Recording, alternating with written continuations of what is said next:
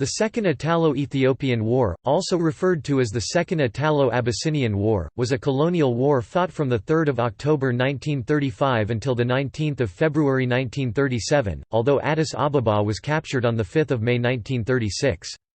The war was fought between the armed forces of the Kingdom of Italy and those of the Ethiopian Empire, also known as Abyssinia. Ethiopia was defeated, annexed and subjected to military occupation. The Ethiopian Empire became a part of the Italian colony of Italian East Africa. Fighting continued until the Italian defeat in East Africa in 1941, during the East African Campaign of the Second World War.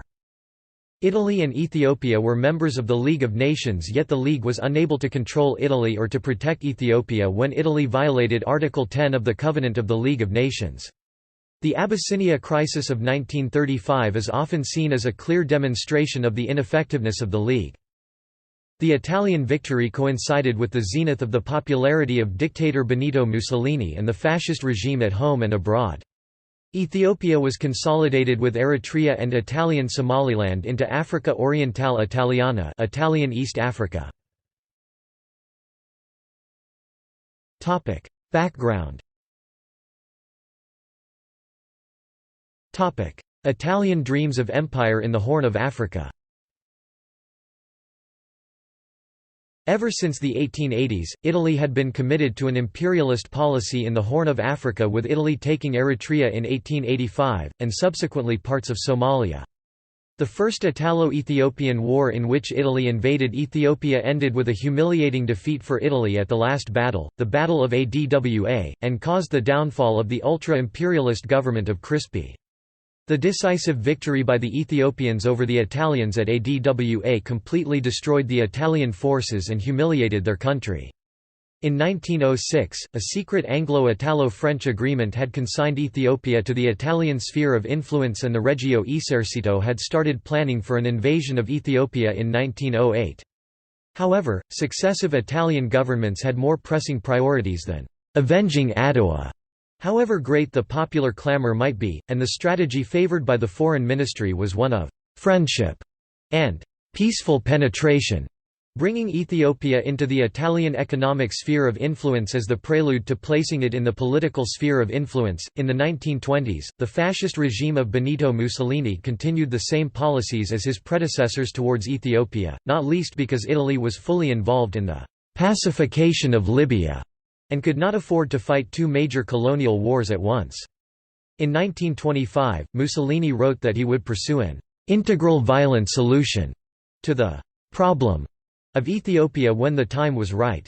Rafael Gariglia, who served as the Director of European Affairs at the Foreign Ministry, wrote in a 1931 memo that Italy had ambitions in Ethiopia that would be achieved, probably with war.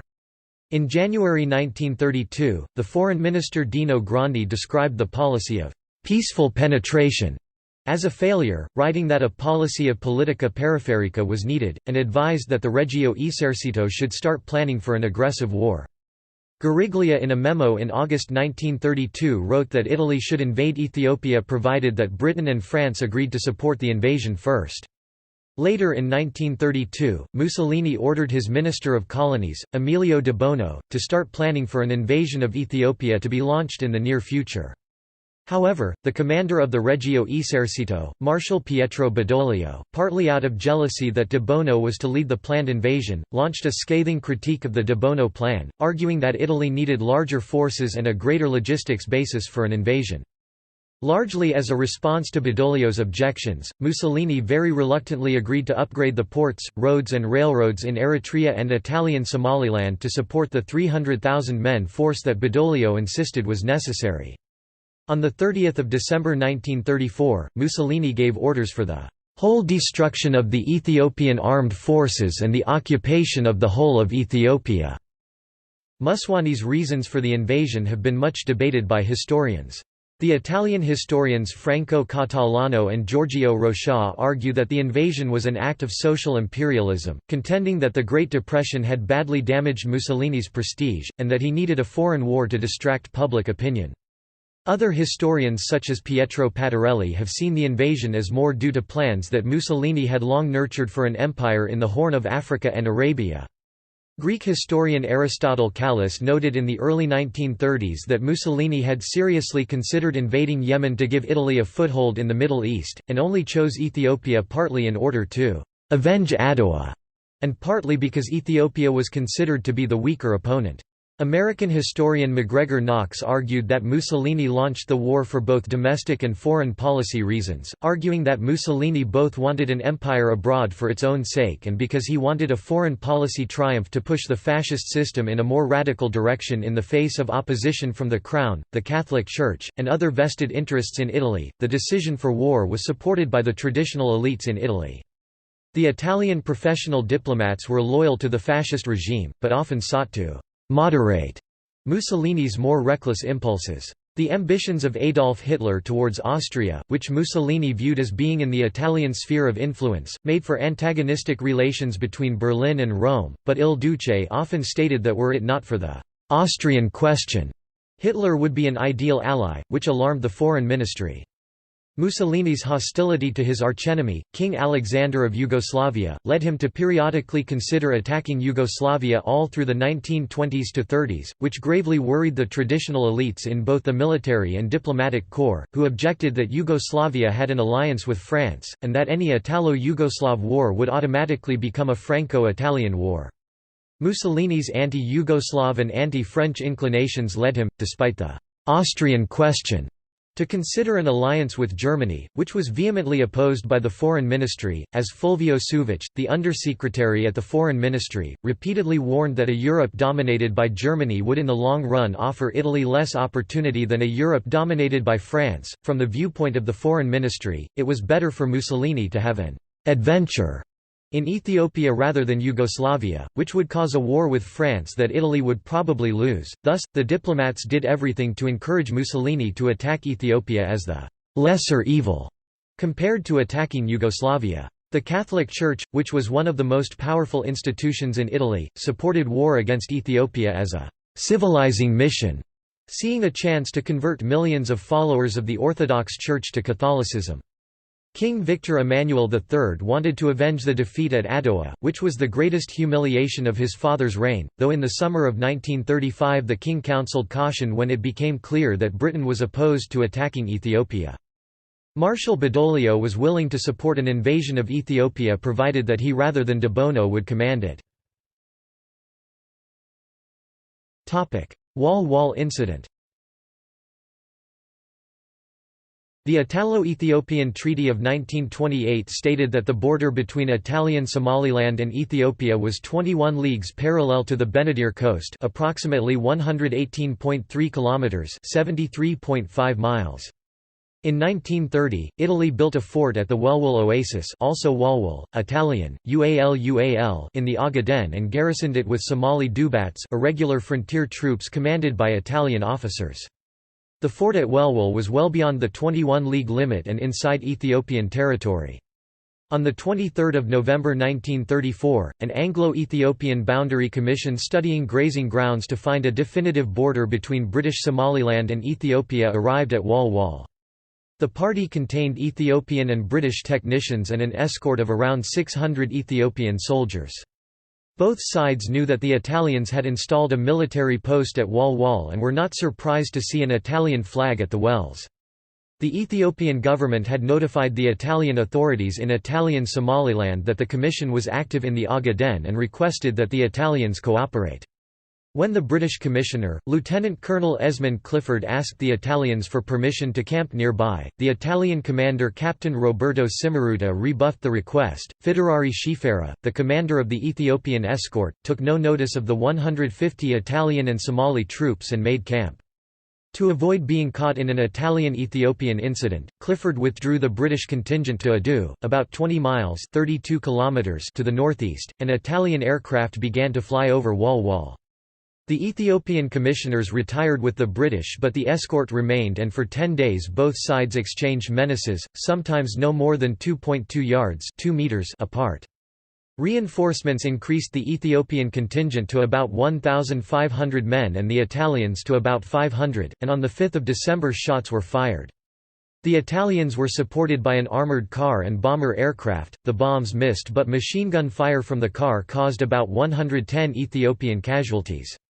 From 30 to 50 Italians and Somalis were also killed, and the incident led to the Abyssinia Crisis at the League of Nations. On 4 September 1935, the League of Nations exonerated both parties for the Wall incident. Ethiopian isolation. Britain and France, preferring Italy as an ally against Germany, did not take strong steps to discourage an Italian military buildup on the borders of Ethiopia in Eritrea and Italian Somaliland. On 7 January 1935, a Franco-Italian agreement was made giving Italy essentially a free hand in Africa in return for Italian cooperation. In April, Italy was further emboldened by participation in the Stresa Front, an agreement to curb further German violations of the Treaty of Versailles. In June, non-interference was further assured by a political rift that had developed between the United Kingdom and France following the Anglo-German naval agreement. A last possible foreign ally of Ethiopia to fall away was Japan, which had served as a model to some Ethiopian intellectuals. The Japanese ambassador to Italy, Dr. Sugimura Yotaro, on 16 July assured Mussolini that his country held no political interests in Ethiopia and would stay neutral in the coming war. His comments stirred up a furore inside Japan, where there had been popular affinity for the African Empire. Despite popular opinion, when the Ethiopians approached Japan for help on 2 August they were refused, and even a modest request for the Japanese government to officially state its support for Ethiopia in the coming conflict was denied. Prelude. Ethiopian Army. With war appearing inevitable, the Emperor of Ethiopia, Haile Selassie, ordered a general mobilization of the army of the Ethiopian Empire. All men and boys able to carry a spear go to Addis Ababa. Every married man will bring his wife to cook and wash for him. Every unmarried man will bring any unmarried woman he can find to cook and wash for him. Women with babies, the blind, and those too aged and infirm to carry a spear are excused. Anyone found at home after receiving this order will be hanged. Selassie's army consisted of around 500,000 men, some of whom were armed with spears and bows. Other soldiers carried more modern weapons, including rifles, but many of these were pre-1900 equipments and obsolete. According to Italian estimates, on the eve of hostilities, the Ethiopians had an army of 350,000 to 760,000 men. Only about 25% of the army had any military training, and the men were armed with a motley of 400,000 rifles of every type and in every condition. The Ethiopian armies had about 234 antiquated pieces of artillery mounted on rigid gun carriages, as well as a dozen 3.7 cm POC 35-36 anti-tank guns. The army had about 800 light Colt and Hotchkiss machine guns and 250 heavy Vickers and Hotchkiss machine guns, about 100 .303-inch Vickers guns on AA mounts, 48 20mm Oerlikon S anti-aircraft guns, and some recently purchased cannon to 75 ca Model 1917 Schneider 75mm field guns. The arms embargo imposed on the belligerents by France and Britain disproportionately affected Ethiopia, which lacked the manufacturing industry to produce its own weapons. The Ethiopian army had some 300 trucks, 7 Ford A-based armored cars and 4 World War I-era Fiat 3000 tanks. The best Ethiopian units were the Emperor's Keber Zabanya Imperial Guard, who were well trained and better equipped than the other Ethiopian troops. The Imperial Guard wore a distinctive greenish khaki uniform of the Belgian army, which stood out from the white cotton cloak worn by most Ethiopian fighters and which proved to be an excellent target. The skills of the Rosses, the generals of the Ethiopian armies, were reported to rate from relatively good to incompetent. After Italian objections to an Anschluss with Austria, Germany sent 3 aeroplanes, 10,000 Mauser rifles and 10 million rounds of ammunition to the Ethiopians. The serviceable portion of the Imperial Ethiopian Air Force under the command of the French André Millet included 3 obsolete Pitez 25 biplanes. A few transport aircraft had been acquired between 1934 and 1935 for ambulance work, but the Air Force consisted of 13 aircraft and 4 pilots at the outbreak of the war. Airspeed in England had a surplus Viceroy racing plane and director Neville Shute was delighted with a good offer for the «White Elephant» in August 1935. The agent said it was to fly cinema films around Europe. When the client wanted bomb racks to carry the «flammable» films, Shute agreed to fit lugs under the wings to which they could attach «anything they liked». He was told that the plane was to be used to bomb the Italian oil storage tanks at Massawa, and when the CID inquired about the alien ex-German pilot practicing on it, Shute got the impression that the Foreign Office did not object. But fuel plus bombs and bomb racks from Finland could not be got to Ethiopia in time, and the paid-for Viceroy stayed at their works. The Emperor of Ethiopia had £16,000 to spend on modern aircraft to resist the Italians, and planned to spend £5,000 on the Viceroy and the rest on 3 Gloucester Gladiator fighters. 50 foreign mercenaries joined the Ethiopian forces, including French pilots like Pierre Corriger, the Trinidadian pilot Hubert Julian, an official Swedish military mission under Captain Viking Tam, the White Russian Fyodor Konovalov and the Czechoslovak writer Adolf Parlzak.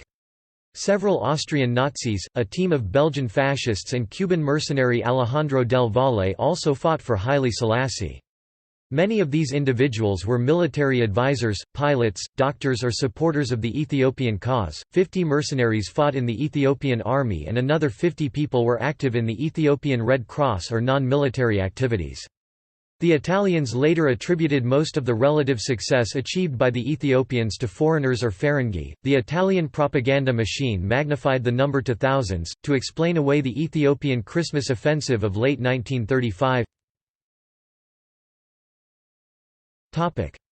Italian East African forces.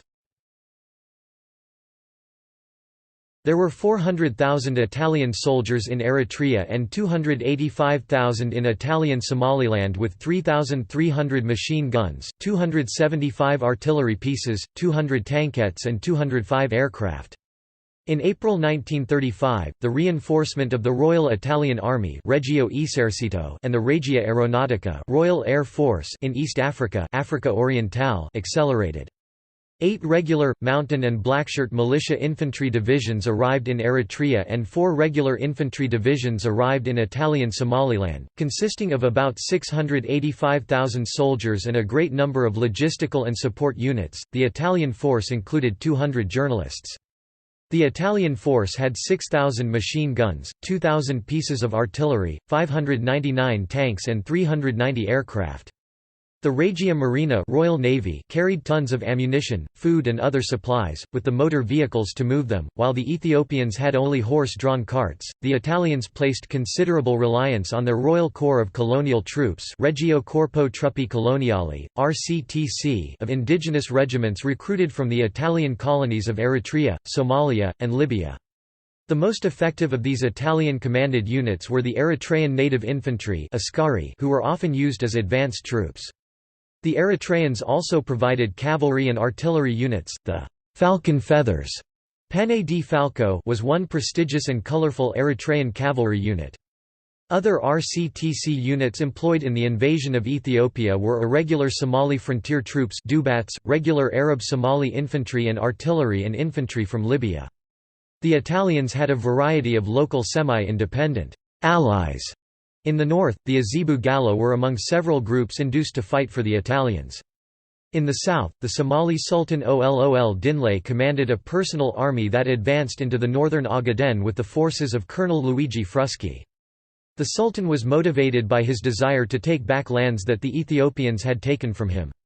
The Italian colonial forces even included men from Yemen. Across the Gulf of Aden, the Italians were reinforced by volunteers from the so-called Italiani all'estero, Italian émigrés from Argentina, Uruguay and Brazil, who formed the 221st Legion in the Division Tevere and a special Legione Perini, that fought under Frusci near Dire Dawa. On 28 March 1935, General Emilio de Bono was named as the Commander-in-Chief of all Italian armed forces in East Africa.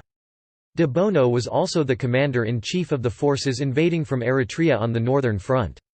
De Bono commanded 9 divisions in the Italian First Corps, the Italian Second Corps and the Eritrean Corps. General Rodolfo Graziani was commander-in-chief of forces invading from Italian Somaliland on the Southern Front. Initially he had 2 divisions and a variety of smaller units under his command, a mixture of Italians, Somalis, Eritreans, Libyans and others. De Bono regarded Italian Somaliland as a secondary theatre that needed primarily to defend itself and possibly aid the main front with offensive thrusts if the enemy forces there were not too large. Most foreigners accompanied the Ethiopians, but Herbert Matthews, a reporter, historian and author of Eyewitness in Abyssinia, with Marshal Badoglio's forces to Addis Ababa 1937, accompanied the Italian forces. Hostilities. Italian invasion. At 5 a.m. on 3 October 1935, de Bono crossed the Marab River and advanced into Ethiopia from Eritrea without a declaration of war. Aircraft of the Regia Aeronautica scattered leaflets asking the population to rebel against Haile Selassie and support the true Emperor Iyasu V. 40-year-old Iyasu had been deposed many years earlier but was still in custody. In response to the Italian invasion, Ethiopia declared war on Italy. At this point in the campaign, the lack of roads represented a serious hindrance for the Italians as they crossed into Ethiopia. On the Italian side, roads had been constructed right up to the border. On the Ethiopian side, these roads often transitioned into vaguely defined paths. On 5 October the Italian First Corps took Adigrat, and by 6 October, Adwa was captured by the Italian Second Corps. Haile Selassie had ordered Duke Ras Seyum Mangasha, the commander of the Ethiopian army of Tigray, to withdraw a day's march away from the Marab River. Later, the emperor ordered his son-in-law and commander of the Gate Dejazmach Haile Selassie Gugza, also in the area, to move back 89 and 56 kilometers (55 and 35 miles) from the border. On the 11th of October, Gugza surrendered with 1,200 followers at the Italian outpost at Adigamos. Italian propagandists lavishly publicized the surrender, but fewer than a tenth of Gugza's men defected with him. On 14 October, de Bono proclaimed the end of slavery in Ethiopia, but this liberated the former slave owners from the obligation to feed their former slaves, in the unsettled conditions caused by the war. Much of the livestock in the area had been moved to the south to feed the Ethiopian army, and many of the emancipated people had no choice but to appeal to the Italian authorities for food. By 15 October, de Bono's forces had advanced from Adwa and occupied the holy capital of Aksum. De Bono entered the city riding triumphantly on a white horse and then looted the obelisk of Aksum. To Mussolini's dismay, the advance was methodical, and on 8 November, the First Corps and the Eritrean Corps captured Mekelle. The Italian advance had added 56 miles 90 kilometers to the line of supply, and de Bono wanted to build a road from Adigrat before continuing. On 16 November, de Bono was promoted to the rank of Marshal of Italy Maresciallo d'Italia, and in December was replaced by Badoglio to speed up the invasion. Hoare-Laval Pact. On 14 November 1935, the national government in Britain led by Stanley Baldwin won a general election on a platform of upholding collective security and support for the League of Nations, which at least implied that Britain would support Ethiopia. However, the British service chiefs led by the First Sea Lord, Admiral Sir Earl Chatfield, all advised against going to war with Italy for the sake of Ethiopia, advice that carried much weight with the cabinet. During the 1935 election, Baldwin and the rest of the cabinet had repeatedly promised that Britain was committed to upholding collective security, believing this was the best way to neutralize the Labour Party, which likewise had run on a platform emphasizing collective security and support for the League of Nations.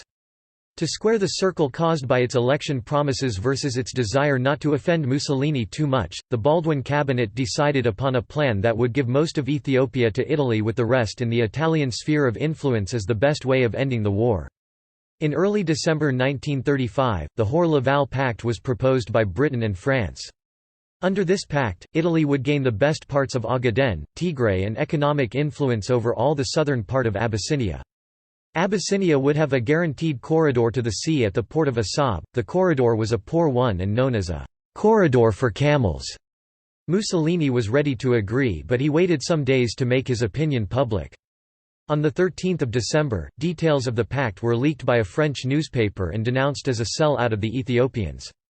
The British government disassociated itself from the pact and the British Foreign Secretary Sir Samuel Hoare was forced to resign in disgrace. Ethiopian Christmas offensive.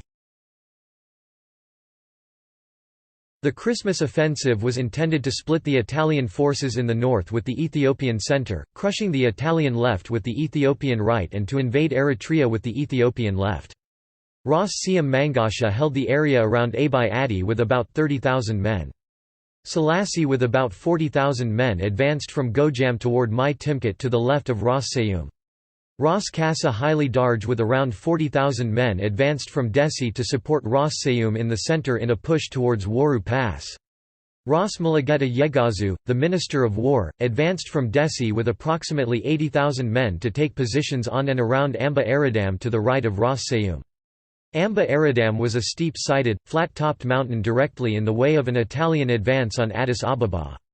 The four commanders had approximately 190,000 men facing the Italians. Ras Imru and his army of Shire were on the Ethiopian left. Ras Sayum and his army of Tigra and Ras Kassa and his army of Begemder were the Ethiopian centre. Ras Mulugeta and his army of the centre, Mal Safari, were on the Ethiopian right. A force of 1,000 Ethiopians crossed the Tekes River and advanced toward the Dembegina Pass, Inda Abaguna or Indabaguna Pass. The Italian commander, Major Creniti, commanded a force of 1,000 Eritrean infantry supported by L3 tanks. When the Ethiopians attacked, the Italian force fell back to the pass, only to discover that 2,000 Ethiopian soldiers were already there and Creniti's force was encircled. In the first Ethiopian attack, 2 Italian officers were killed and Creniti was wounded. The Italians tried to break out using their L3 tanks, but the rough terrain immobilized the vehicles. The Ethiopians killed the infantry, then rushed the tanks and killed their 2-man crews. Italian forces organized a relief column made up of tanks and infantry to relieve Cretini, but it was ambushed en route. Ethiopians on the high ground rolled boulders in front of and behind several of the tanks, to immobilize them, picked off the Eritrean infantry and swarmed the tanks. The other tanks were immobilized by the terrain, unable to advance further, and 2 were set on fire. Cretini managed to break out in a bayonet charge and half escaped. Italian casualties were 31 Italians and 370 Askari killed and 5 Italians taken prisoner. Ethiopian casualties were estimated by the Italians to be 500, which was probably greatly exaggerated. Topic: Black Period. The ambitious Ethiopian plan called for Ras Kassa and Ras Sayum to split the Italian army in 2 and isolate the Italian 1st Corps and 3rd Corps in Mekelle. Ras Mulugeta would then descend from Amba Aradam and crush both corps. According to this plan, after Ras Imru retook Adwa, he was to invade Eritrea. In November, the League of Nations condemned Italy's aggression and imposed economic sanctions. This excluded oil, however, an indispensable raw material for the conduct of any modern military campaign, and this favored Italy. The Ethiopian offensive was defeated by the Italian superiority in modern weapons like machine guns and heavy artillery. The Ethiopians were very poorly armed, with few machine guns, their troops mainly armed with swords and spears. Having spent a decade accumulating poison gas in East Africa, Mussolini gave Badoglio authority to resort to Schrecklichkeit, frightfulness, which included destroying villages and using gas. OC 23-06, the 28th of December 1935, Mussolini was even prepared to resort to bacteriological warfare as long as these methods could be kept quiet. Some Italians objected when they found out, but the practices were kept secret, the government issuing denials or spurious stories blaming the Ethiopians. Second Italian advance. As the progress of the Christmas offensive slowed, Italian plans to renew the advance on the northern front began as Mussolini had given permission to use poison gas but not mustard gas, and Badoglio received the Italian 3rd Corps and the Italian 4th Corps in Eritrea during early 1936. On 20 January, the Italians resumed their northern offensive at the First Battle of Tembian 20 to 24 January in the broken terrain between the Waru Pass and Mekelle. The forces of Ras Kassah were defeated, the Italians using phosgene gas and suffering 1,082 casualties against 8,000 Ethiopian casualties according to an Ethiopian wireless message intercepted by the Italians. It was at the time when the operations for the encircling of Mekelle were taking place that the Italian command, fearing a rout, followed the procedure which it is now my duty to denounce to the world. Special sprayers were installed on board aircraft so that they could vaporize, over vast areas of territory, a fine, death-dealing rain. Groups of 9, 15, 18 aircraft followed one another so that the fog issuing from them formed a continuous sheet. It was thus that, as from the end of January 1936, soldiers, women, children, cattle, rivers, lakes, and pastures were drenched continually with this deadly rain. To systematically kill all living creatures, to more surely poison waters and pastures, the Italian command made its aircraft pass over and over again. That was its chief method of warfare. From 10 to 19 February, the Italians captured Amba Aradam and destroyed Ras Mulugeta's army in the Battle of Amba Aradam, Battle of Enderta. The Ethiopians suffered massive losses and poison gas destroyed a small part of Ras Mulugeta's army, according to the Ethiopians. During the slaughter following the attempted withdrawal of his army, both Ras Mulugeta and his son were killed. The Italians lost 800 killed and wounded while the Ethiopians lost 6,000 killed and 12,000 wounded. From 27 to 29 February, the armies of Ras Kassah and Ras Sayum were destroyed at the Second Battle of Tembian.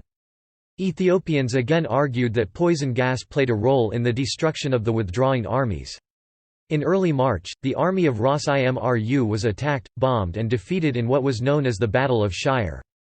In the battles of Amba Aradam, Tembian and Shire, the Italians suffered about 2,600 casualties and the Ethiopians about 15,000, Italian casualties at the Battle of Shire being 969 men. The Italian victories stripped the Ethiopian defences on the northern front. Tigray province had fallen. Most of the Ethiopian survivors returned home or took refuge in the countryside, and only the army guarding Addis Ababa stood between the Italians and the rest of the country. On 31 March 1936, at the Battle of Mechu, the Italians defeated an Ethiopian counter-offensive by the main Ethiopian army commanded by Selassie. The Ethiopians launched near non-stop attacks on the Italian and Eritrean defenders but could not overcome the well-prepared Italian defences. When the exhausted Ethiopians withdrew, the Italians counter-attacked. The Regia Aeronautica attacked the survivors at Lake Ashangi with mustard gas. The Italian troops had 400 casualties, the Eritreans 874 and the Ethiopians suffered 8,900 casualties from 31,000 men present according to an Italian estimate. On 4 April, Selassie looked with despair upon the horrific sight of the dead bodies of his army ringing the poisoned lake.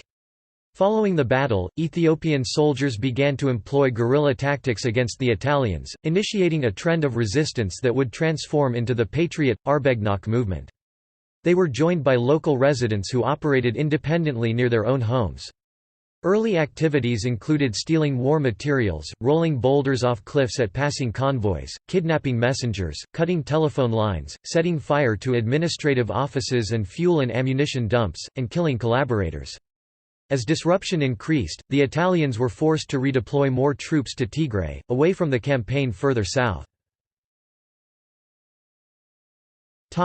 Southern Front.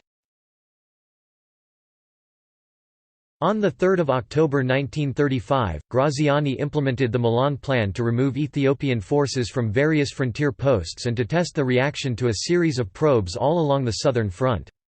While incessant rains worked to hinder the plan, within 3 weeks the Somali villages of Kalafo, Dagnarai, Gerlagubi and Gorahai in Ogaden were in Italian hands. Late in the year, Ras Desta Damtu assembled up his army in the area around Nagel Borana, to advance on Dolo and invade Italian Somaliland. Between 12 and 16 January 1936, the Italians defeated the Ethiopians at the Battle of Janale Doria. The Regia Aeronautica destroyed the army of Ras Desta, Ethiopians claiming that poison gas was used. After a lull in February 1936, the Italians in the south prepared an advance towards the city of Harar. On the 22nd of March, the Regia Aeronautica bombed Harar and Jijiga, reducing them to ruins even though Harar had been declared an open city. On 14 April, Graziani launched his attack against Ras Nasibu Emmanuel to defeat the last Ethiopian army in the field at the Battle of the Ogaden. The Ethiopians were drawn up behind a defensive line that was termed the Hindenburg Wall, designed by the Chief of Staff of Ras Nasibu, and Wahib Pasha, a seasoned ex-Ottoman commander. After 10 days, the last Ethiopian army had disintegrated, 2,000 Italian soldiers and 5,000 Ethiopian soldiers were killed or wounded. Fall of Addis Ababa. On 26 April 1936, Badoglio began the «March of the Iron Will» from Dessie to Addis Ababa, an advance with a mechanized column against slight Ethiopian resistance. The column experienced a more serious attack on 4 May when Ethiopian forces under Haile Mariam Mamo ambushed the formation in Chacha, near Debre Berhan, killing approximately 170 colonial troops. Meanwhile, Selassie conducted a disorganized retreat towards the capital. There, government officials operated without leadership, unable to contact the emperor and unsure of his whereabouts. Realizing that Addis Ababa would soon fall to the Italians, Ethiopian administrators met to discuss a possible evacuation of the government to the west. After several days, they decided that they should relocate to Gore, though actual preparations for their departure were postponed. Addis Ababa became crowded with retreating soldiers from the front while its foreign residents sought refuge at various European legations. Selassie reached the capital on 30 April. That day his Council of Ministers resolved that the city should be defended and a retreat to Gore conducted only as a last resort. The following day an ad hoc council of Ethiopian nobles convened to re-examine the decision, where Ras Abara Kassa suggested that the emperor should go to Geneva to appeal to the League of Nations for assistance before returning to lead resistance against the Italians. The view was subsequently adopted by Selassie and preparations were made for his departure. On 2 May, Selassie boarded a train from Addis Ababa to Djibouti, with the gold of the Ethiopian Central Bank. From there he fled to the United Kingdom, with the tacit acquiescence of the Italians who could have bombed his train, into exile. Mussolini had refused a request from Graziani to mount such an attack. Before he departed, Selassie ordered that the government of Ethiopia be moved to Gore and directed the mayor of Addis Ababa to maintain order in the city until the Italians' arrival. Imru Haile Selassie was appointed Prince Regent during his absence. The city police, under Abib Aragai and the remainder of the Imperial Guard did their utmost to restrain a growing crowd, but rioters rampaged throughout the city, looting and setting fire to shops owned by Europeans. Most of the violence occurred between looters, fighting over the spoils, and by 5 May, much of the city lay in ruins. At 4 o'clock Badoglio drove into the city at the head of 1,600 lorries and patrols of Italian tanks. Troops and carabinieri were sent to occupy tactically valuable areas in the city, as the remaining inhabitants watched sullenly. Subsequent operations. After the occupation of Addis Ababa, nearly half of Ethiopia was still unoccupied and the fighting continued for another 3 years until nearly 90% was «pacified» just before World War II, although censorship kept this from the Italian public. Ethiopian commanders withdrew to nearby areas to regroup. Abib Aragai went to Ankober, Balka Safo to Grage, Zebdu Asfa to Mulo, Blata Takale Wald Hawariat to Limu, and the Kassa brothers Abara, Wandosan and Asfaasan to Salale. Haile Mariam conducted hit-and-run attacks around the capital. About 10,000 troops remaining under the command of Abara Kassa had orders from Selassie to continue resistance. On 21 June Kassa held a meeting with Bishop Abuna Petros and several other patriot leaders at Debre Libanos, about 70 kilometers (43 miles) north of Addis Ababa. Plans were made to storm parts of the capital, but a lack of transport and radio equipment prevented a coordinated attack. The exiled government in Gore was never able to provide any meaningful leadership to the patriots or remaining military formations, but sporadic resistance by independent groups persisted around the capital. On the night 26 June, members of the Black Lions organization destroyed 3 Italian aircraft in Nekemti and killed 12 Italian officials, including Air Marshal Vincenzo Magliocco, after the Italians had sent the party to parley with the local populace. Graziani ordered the town to be bombed in retaliation for the killings. Magliocco was his deputy. Local hostility forced out the Patriots, and Desta Damtu, commander of the Southern Patriots, withdrew his troops to Arbogona. Surrounded by Italian forces, they retreated to Butahira, where they were eventually defeated. An estimated 4,000 Patriots were reportedly killed in both engagements, 1,600 of whom—including Damtu—after being taken prisoner. Aftermath. Casualties. In 1968, Colonel A. J. Barker, apparently using statistics from Italy, wrote that from 1 January 1935 to 31 May 1936, the Italian Army and Blackshirt units lost 1,148 men killed, 125 men died of wounds and 31 missing, about 1,593 Eritrean troops and 453 civilian workmen were also killed, a total of 3,319 casualties. In a 1978 publication, Alberto S. Bacchi wrote that these official Italian casualty figures of about 3,000 were an underestimate. S. Bacchi calculated that by May 1936, 10,000 Italian soldiers had been killed and 44,000 had been wounded. From 1936 to 1940, there were an additional 9,555 men killed and 144,000 sick and wounded. Total Italian casualties from 1935 to 1940 according to these calculations were about 208,000 killed or wounded. Based on 1,911 Italians killed in the first 6 months of 1940, Ministry of Africa figures for 6 May 1936 to 10 June 1940 are 8,284 men killed, which S. Bacchi considered to be fairly accurate. In Legacy of Bitterness, Ethiopia and Fascist Italy, 1935–1941 1997, S. Bacchi wrote that the official total of Italian casualties was unreliable, because the regime desired to underestimate Italian losses. There was a lack of reliable statistics because confusion during the invasion made it difficult to keep accurate records, and the statistical bulletin had ceased to provide data on fatalities. Field hospital records had been destroyed, inventories dispersed, individual deaths were not reported, and bodies were not repatriated to Italy.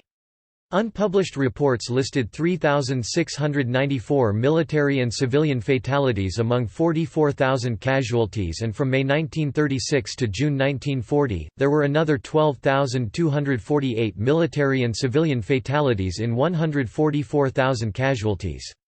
In a memorandum submitted to the Paris Conference in 1946, the Ethiopian government enumerated 275,000 men killed in action, 78,500 patriots killed in hostilities during the occupation from 1936 to 1941, 17,800 women and children killed by bombing, 30,000 people killed in the massacre of February 1937, 35,000 people died in concentration camps, 24,000 patriots killed in obedience to orders from summary courts, 300,000 people died after their villages had been destroyed, a total of 760,300 deaths. Public and international reaction.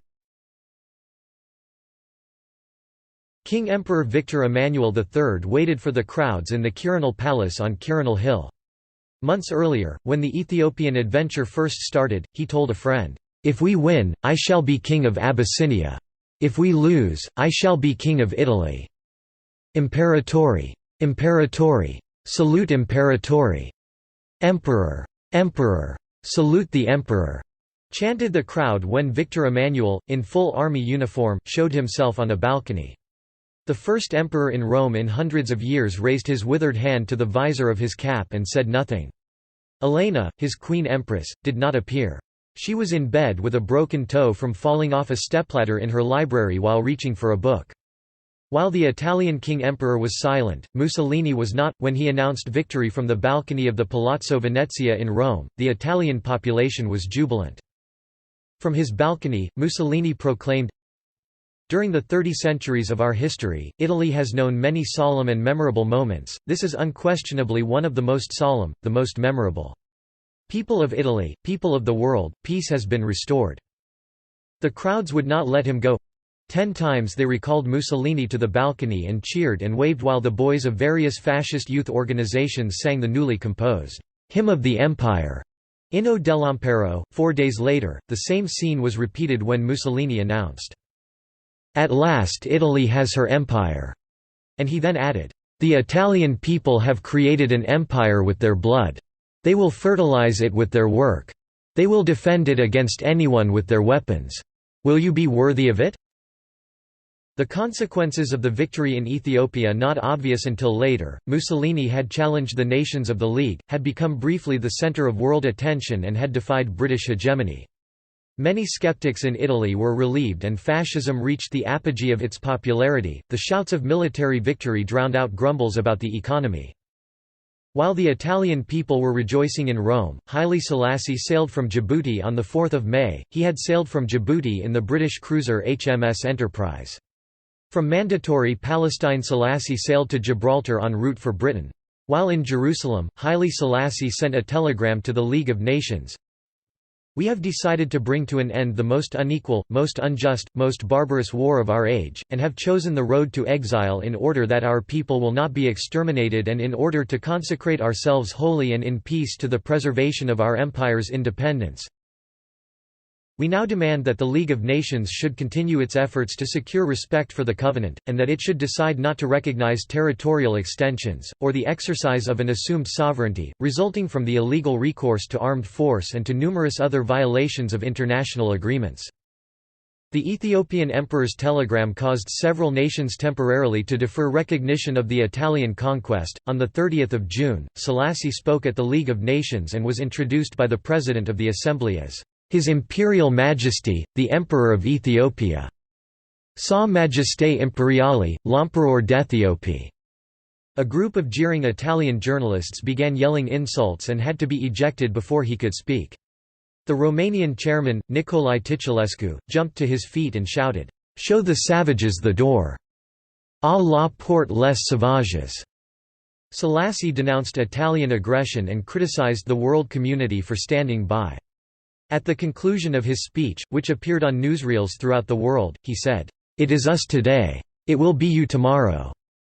France appeased Italy because it could not afford to risk an alliance between Italy and Germany. Britain decided its military weakness meant it had to follow France's lead.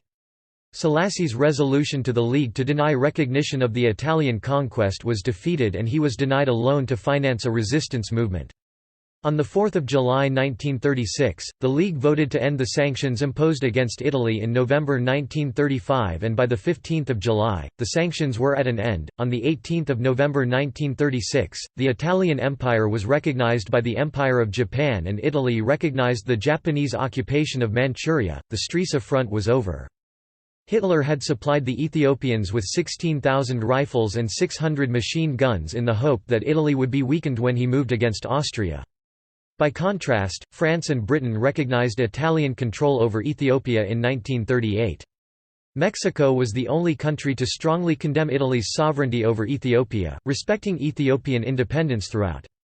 Mexico was amongst only 6 nations in 1937 which did not recognize the Italian occupation, along with China, New Zealand, the Soviet Union, the Republic of Spain and the United States. 3 years later, only the USSR officially recognized Selassie and the United States government considered recognizing the Italian Empire with Ethiopia included. The invasion of Ethiopia and its general condemnation by Western democracies isolated until 1938 Mussolini and Fascist Italy. From 1936 to 1939, Mussolini and Hitler joined forces in Spain during the Spanish Civil War. In April 1939, Mussolini launched the Italian invasion of Albania.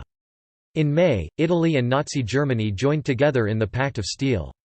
In September 1940, both nations signed the Tripartite Pact along with the Empire of Japan.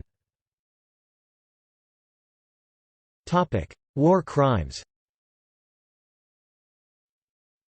Ethiopian troops used dum-dum bullets, which had been banned by Declaration IV, 3 of the Hague Convention 1899, and began mutilating captured Eritrean askari, often with castration, since the first weeks of war. After early December, the Ethiopians began to torture and murder Italians, also civilians and women, like happened later in the Gondrand massacre, where nearly 90 Italian workers were killed and mutilated, who retaliated with the initial use of some poison gas. The murder of Tito Minniti, an Italian pilot who was killed after he was captured by Ethiopians in December 1935 near Degahaber, was the atrocity story justifying the first use of mustard gas by Mussolini against the Ethiopians. Indeed, the murder of Minniti relied on the assertions of an attaché of the Egyptian Red Cross, Abdul Mohsen el-Uwishi, who later testified to the League of Nations and stated that the severed head and feet of Minniti were carried to the towns of Degahaber, Jijiga and Harar. El-Uwishi testified, Ethiopian soldiers cut the fingers of the Italian POW. Then their officer Manchestu undressed him while the Italian was screaming in pain and cut his sexual organ with a knife. He died slowly of blood loss. The body of Minniti finally was cut in pieces and the head was placed on top of a bayonet to be delivered to the local Ross of Dagaber, Harar. Italian authorities complained with the League of Nations about the barbarian practice of mutilation of body sections and also of genitals done by some Ethiopians with their POWs. Some hundreds of colonial Eritrean askari and dozens of Italians suffered these amputations, often done before death, as happened with 17 Italian workers emasculated in Gondrand in February 1936.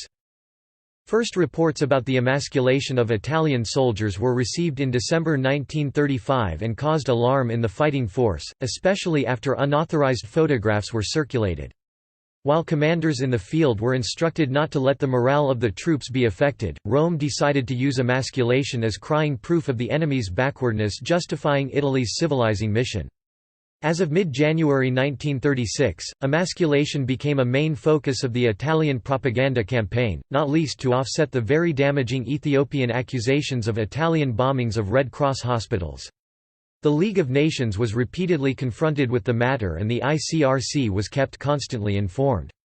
In the worst single and well-documented incident—the attack on the Gondrand construction camp—17 workers out of 80 killed were mutilated in such a horrific way. Italian military forces disposed of hundreds of tons of gas from WW1 which had been transported to East Africa in the decade before the war. The Italian army used 300 to 500 t 300 to 490 long tons of mustard gas, despite being a signatory to the 1925 Geneva Protocol, justified by the deaths of Minniti and his observer in the Ogaden. The use of gas was authorized by Mussolini. Rome, October 27, 1935. To His Excellency Graziani. The use of gas as an ultima ratio to overwhelm enemy resistance and in case of counterattack is authorized. Mussolini. Rome, December 28, 1935. To His Excellency Badoglio. Given the enemy system, I have authorized Your Excellency the use even on a vast scale of any gas and flamethrowers. Mussolini. Military and civilian targets were gas-bombed and on 30 December, a Red Cross unit was bombed at Dolo and an Egyptian ambulance was attacked at Boulale. A few days later an Egyptian medical unit was bombed at Daga. There were more attacks in January and February, then on 4 March 1936, a British Red Cross camp near Quorum appeared to be subject to the most deliberate attack of all, when low-flying Italian aircraft crews could not have missed the big Red Cross signs.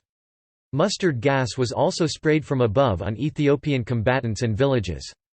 The Italians tried to keep their resort to chemical warfare secret but were exposed by the International Red Cross and many foreign observers.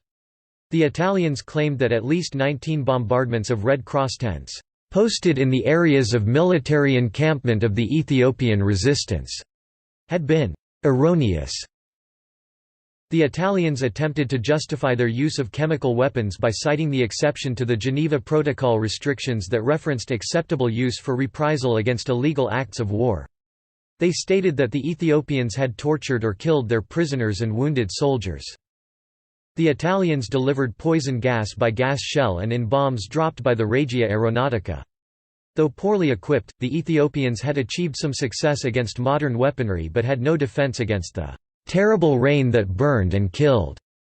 Anthony Mockler wrote that the effect mustard gas in battle was negligible, and in 1959, D. K. Clark wrote that the U.S. Major, Norman Fiske, thought the Italians were clearly superior and that victory for them was assured no matter what. The use of chemical agents in the war was nothing more than an experiment. He concluded, From my own observations and from talking with Italian junior officers and soldiers, I have concluded that gas was not used extensively in the African campaign and that its use had little if any effect on the outcome." Italians, like the war correspondent Indro Montanelli, noted that the Italian soldiers had no gas masks, that there was no use of gas or it was used in very small amounts if at all. These claims are disputed by Captain Meade, the U.S. observer with Ethiopian forces, who wrote, "It is my opinion that of all the superior weapons possessed by the Italians, mustard gas was the most effective. It caused few deaths that I observed, but it temporarily incapacitated very large numbers, so frightened the rest that the Ethiopian resistance broke completely." Major General J.F.C. Fuller, assigned to the Italian army, concluded, "In place of the laborious process of picketing the heights sprayed with gas were rendered unoccupable by the enemy, save at the gravest risk. It was an exceedingly cunning use of this chemical." U.S. military analysis concluded, "Chemical weapons were devastating against the unprepared and unprotected Ethiopians." Haile Selassie in his report to the League of Nations described it, "Special sprayers were installed on board aircraft so they could vaporize over vast areas of territory a fine, death-dealing rain. Groups of 9, 15, or 18 aircraft followed one another so that the fog issuing from them formed a continuous sheet. It was thus that, as from the end of January 1936, soldiers, women, children, cattle, rivers, lakes, and pastures were drenched continually with this deadly rain. In order more surely to poison the waters and pastures, the Italian command made its aircraft pass over and over again. These fearful tactics succeeded. Men and animals succumbed. The deadly rain that fell from the aircraft made all those whom it touched fly shrieking with pain. All those who drank poisoned water or ate infected food also succumbed in dreadful suffering. In tens of thousands the victims of Italian mustard gas fell." Historian Del Boca condemned the use of gas, according to P. Tripodi, but noted that it was minimal on the results of the war. The effects of the Italian gas, the most used was ypres, a gas that was not mortal like others used during WW1 in Europe. That is why the Italian troops had no Antigas masks, as confirmed by Indro Montanelli. In Tripodi's opinion, the gas used was only a kind of punishment against the Ethiopians for their cruelty. Italian occupation. 1936. On 10 May 1936, in Ethiopia, Italian troops from the Northern Front and from the Southern Front met at Dire Dawa. The Italians found the recently released Ethiopian Ross, Hailu Tekel Haymanot, who boarded a train back to Addis Ababa and approached the Italian invaders in submission. Selassie fell back to Gore in southern Ethiopia to reorganize and continue to resist the Italians. In early June, Rome promulgated a constitution for Africa Orientale Italiana Italian East Africa, bringing Ethiopia, Eritrea and Italian Somaliland together into an administrative unit of 6 provinces. Badoglio became the first viceroy and governor-general, but on the 11th of June, he was replaced by Marshal Graziani. In July, Ethiopian forces attacked Addis Ababa and were routed. Numerous members of Ethiopian royalty were taken prisoner and others were executed soon after they surrendered, including 3 sons of Ras Kassa. On 19 December, Wandosan Kassa was executed near Debre Zebit, and on 21 December, Abara Kassa and Asfawasan Kassa were executed in Fika. In late 1936, after the Italians tracked him down in Grage, Dejazmak Balka Safo was killed resisting to the end. On 19 December, Selassie surrendered at the Gojeb River. After the end of the rainy season, an Italian column left Addis Ababa in September and occupied Gore a month later. The forces of Ras Imru were trapped between the Italians and the Sudan border, and Imru surrendered on 17 December. Imru was flown to Italy and imprisoned on the island of Ponza, while the rest of the Ethiopian prisoners taken in the war were dispersed in camps in East Africa and Italy. A second column went southwest to attack Ras Desta and the Dehazmach Gabra Mariam, who had assembled military forces in the Great Lakes district. The Ethiopians were defeated on 16 December, and by January, the Italians had established a measure of control over the provinces of Jimma, Kaffa and Arusi. After another 2 months, the remaining Ethiopians were surrounded and fought on, rather than surrender. Mariam was killed and Desta taken prisoner and killed, his head being displayed in Jimma. Mussolini gave orders that Rome, June 5, 1936. To His Excellency Graziani. All rebels taken prisoner must be killed. Mussolini. Rome, July 8, 1936. To His Excellency Graziani. I have authorized once again Your Excellency to begin and systematically conduct a politics of terror and extermination of the rebels and the complicit population. Without the lex talionis one cannot cure the infection in time. Await confirmation. Mussolini. Most of the repression of the population was carried out by colonial troops, mostly from Eritrea, of the Italians who, according to the Ethiopians, instituted forced labor camps, installed public gallows, killed hostages and mutilated the corpses of their enemies. Many Italian troops had themselves photographed next to cadavers hanging from the gallows or standing with chests full of detached heads. Catholic reaction was mixed to the Italian conquest of Ethiopia. Fearing retribution from the National Fascist Party, some bishops gave praise. In 1973, Anthony Rhodes wrote, in his pastoral letter of 19 October 1935, the Bishop of Udine, Italy, wrote, "It is neither timely nor fitting for us to pronounce on the rights and wrongs of the case. Our duty as Italians, and still more as Christians, is to contribute to the success of our arms." The Bishop of Padua wrote on 21 October, "In the difficult hours through which we are passing, we ask you to have faith in our statesmen and armed forces." On 24 October, the Bishop of Cremona consecrated a number of regimental flags and said, "The blessing of God be upon these soldiers who, on African soil, will conquer new and fertile lands for the Italian genius, thereby bringing to them Roman and Christian culture. May Italy stand once again as the Christian mentor to the whole world." Pope Pius XI had condemned totalitarianism in the encyclical Non abbiamo bisogno and made gestures to the fascist regime, presenting the Queen of Italy with the Golden Rose when she was made Empress of Ethiopia, but despite great pressure from Mussolini refused to bless Italian armies. Pius may have refused to give absolute support to the regime but also failed to prevent Italian bishops doing it in his stead. This coincided with Mussolini's increasing anti-clericalism, and he stated that, "The papacy was a malignant tumor in the body of Italy and must be rooted out once and for all, because there was no room in Rome for both the Pope and himself." In December, Graziani declared the country to be pacified and under Italian control. Ethiopian resistance continued and the Italian occupation was marked by guerrilla campaigns against the Italians and Italian reprisals, including mustard gas attacks against rebels and the summary execution of prisoners. On 19 February 1937, during a public ceremony at the Viceregal Palace in Addis Ababa, the former imperial residence, Abraha Debich and Mogas Askdom attempted to kill Graziani with hand grenades. Italian security guard fired indiscriminately into the crowd and killed about 300 civilian onlookers. During the night, blackshirts went through the Ethiopian quarter and murdered people with swords, knives, rifles, and bombs. When the massacre ended on the 22nd of February, thousands of Ethiopians had been killed. Over the next few weeks, the Italian colonial authorities executed about 30,000 civilians in reprisal. About half of the younger, educated Ethiopian population were killed in what became known as Yekatit 12, the Ethiopian calendar equivalent of 19 February. In December, Ras Desta Damtu had been forced out of his base of operations in Ergulim and was executed on 24 February. Dejazmak Bayin Merid, who had just joined forces with him, was also killed. In 1937, the Italian Ministry of Colonies was renamed Ministry of Italian Africa. 1938 to 1940.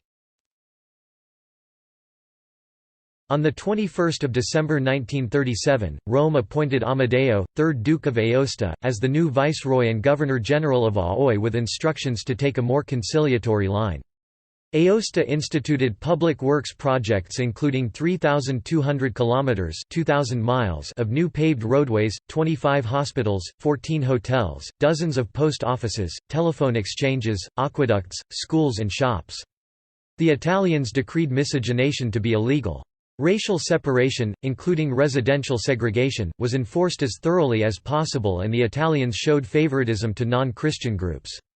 To isolate the dominant Amhara rulers of Ethiopia, who supported Selassie, the Italians granted the Oromos, the Somalis and other Muslims, many of whom had supported the invasion, autonomy and rights. The Italians also definitively abolished slavery and abrogated feudal laws that had been upheld by the Amharas.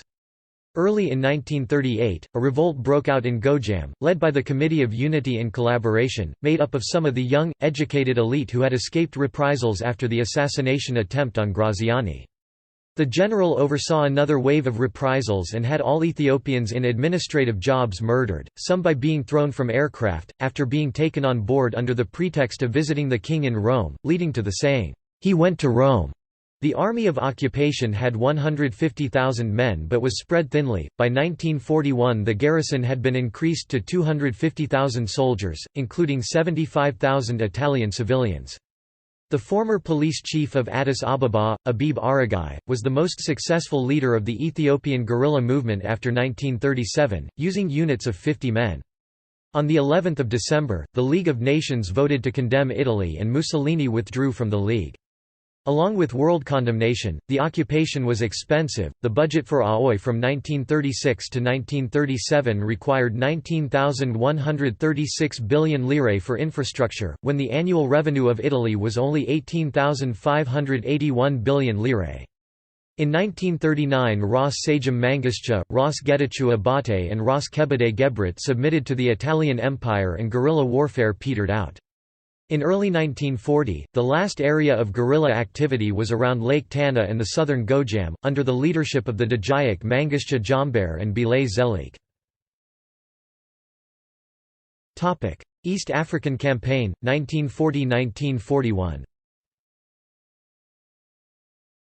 While in exile in England, Haile Selassie had sought the support of the Western democracies for his cause but had little success until the Second World War began. On 10 June 1940, Mussolini declared war on France and Britain and attacked British and Commonwealth forces in Egypt, Sudan, Kenya and British Somaliland. In August 1940, the Italian conquest of British Somaliland was completed. The British and Selassie incited Ethiopian and other local forces to join a campaign to dislodge the Italians from Ethiopia. Selassie went to Khartoum to establish closer liaison with the British and resistance forces within Ethiopia. On 18 January 1941, Selassie crossed the border into Ethiopia near the village of Iddla and 2 days later rendezvoused with Gideon Force. On 5 May, Selassie and an army of Ethiopian Free Forces entered Addis Ababa.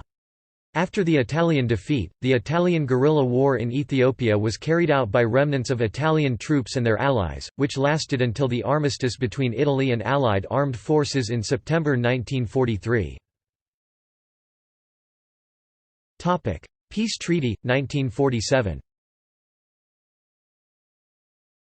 The treaty signed in Paris by the Italian Republic Repubblica Italiana and the victorious powers of World War II on 10 February 1947, included formal Italian recognition of Ethiopian independence and an agreement to pay $25 million in reparations.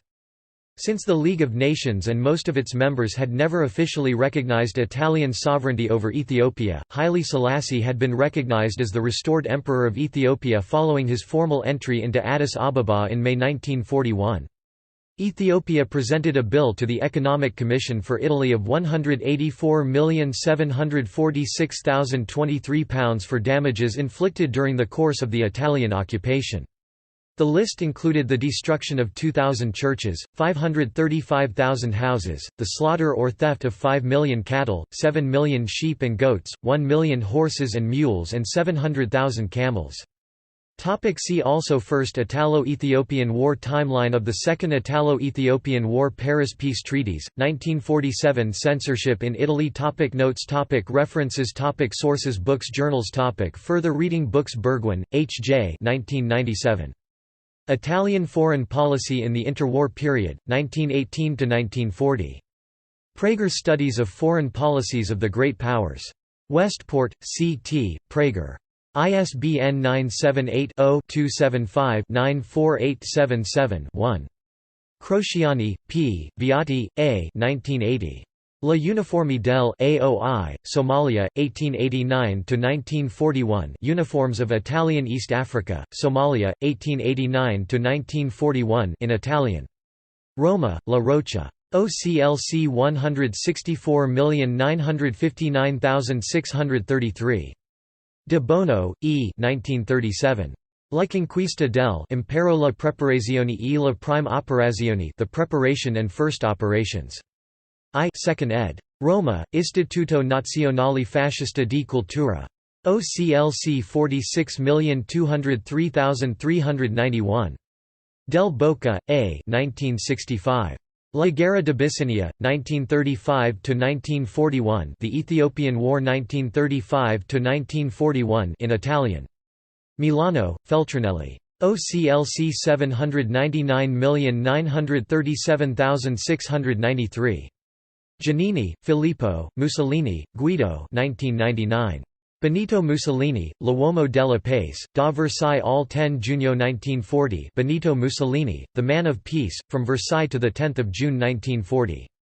Roma, Editorial Greco e Greco. ISBN 978-88-7980-133-1. Graziani, R. 1938. Il Front Sud, The South Front in Italian. Milano, A. Mondadori. OCLC 602590204. Kershaw, Ian 1999. Hitler, 1889–1936, Hubris. New York, W. W. Norton & Company. ISBN 978-0-393-04671-7. Matthews, Herbert Lionel 1937. Eyewitness in Abyssinia, with Marshal Badoglio's forces to Addis Ababa. London, M. Secker and Warburg. OCLC 5315947. Overy, R., Wheatcroft, A. 1999–1989. The Road to War Rev. E.N.L. Penguin PBK. ed. London, Macmillan London and BBC Books. ISBN 978-0-14-028530-7. Shin, David Hamilton, Prouty, Chris, Ivkansky, Thomas P. 2004. Historical Dictionary of Ethiopia. Lanham, M.D., Scarecrow Press.